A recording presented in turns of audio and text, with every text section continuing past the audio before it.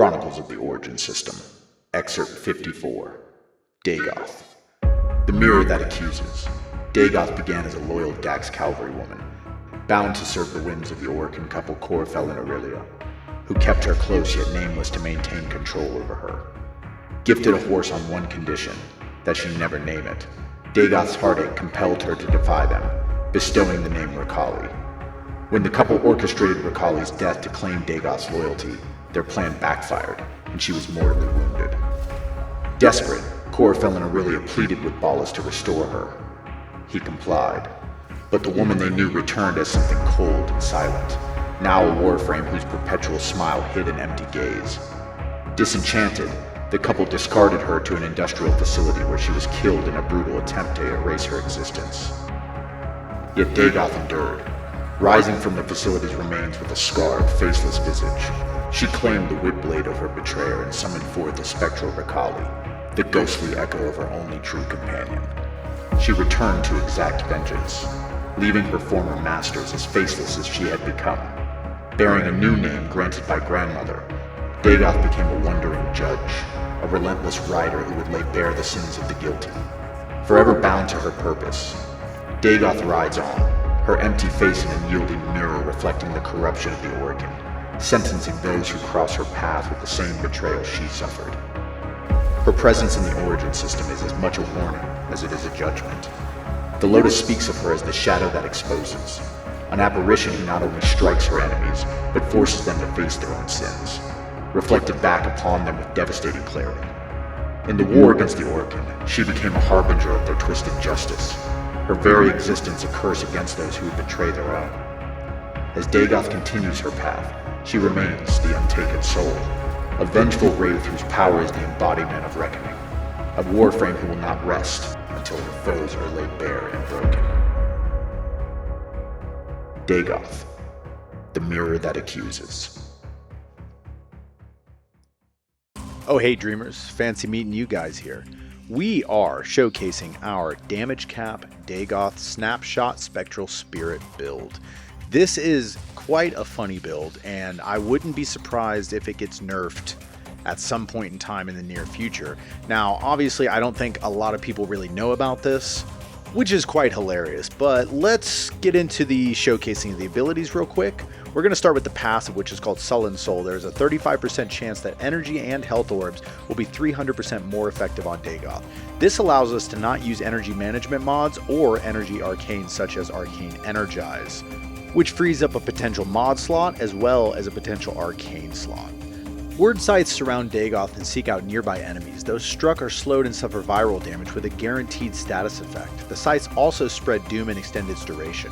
Now, we will not be using this to spread doom, but it is a nice caveat to using it in conjunction with the rest of our abilities. Not only that, but it will help to reduce the cooldown of our Spectral Spirit. Rakali's cavalry sends Phantom Caves charging forth, inflicting viral damage upon all in their path. Their attacks also strip the defenses of doomed enemies. This is going to help us on multiple facets. One, it will give us a 100% armor strip. It will help reduce the cooldown of Spectral Spirit in between our invulnerability states, and it will still be able to eventually do enough damage to make some kills on these higher level enemies. So we do want to keep this on our number 4, but this is also where the build gets extremely juicy. So we are going to be subsuming Wrathful Advance onto our number 2, our Doom ability. Now you might be asking yourself, why are we subsuming Wrathful Advance onto Doom? Doom is such a great ability. Well, for one, our Grave Spirit Spectral Spirit build will be casting Doom on everybody that we attack. It will be giving us dodge chance, invulnerable time, plus that critical damage and Doom critical damage is such a drastic increase, and this will be constantly casting it on all the enemies around us. 2, and the main reason for this build, is that there is a snapshotting situation when Wrathful Advance is subsumed onto Doom. What will happen is you cast Wrathful Advance and immediately cast Grave Spirit. With the use of the Spectral Spirit Augment, you will snapshot the critical chance buff onto Grave Spirit. In so doing, you will also increase the critical damage rate that you will have. This will be permanent. So once you are done, you will now have those red crits for your melee weapons for the rest of the game session. As long as you don't die, you will not lose it. Now, ultimately, you will have that time period where your invulnerability will be gone and you will need to quickly reduce the cooldown to make sure that you stay immortal. This is done using Word Scythe and Rakali's Cavalry. At the same time, you will be constantly casting Wrathful Advance and Spectral Spirit in unison to make sure that you are snapshotting that critical chance and crit damage on top of each other. Now, these will consistently stack on top of each other, so keep that in mind, ultimately resulting in negative damage cap numbers consistently. And this will work for any weapon. Now, you can use any melee weapon you want. I personally prefer the Syam or the Sambatis for this situation because of the massive AoE spread and range that you will get from these weapons. But again, use whatever you want.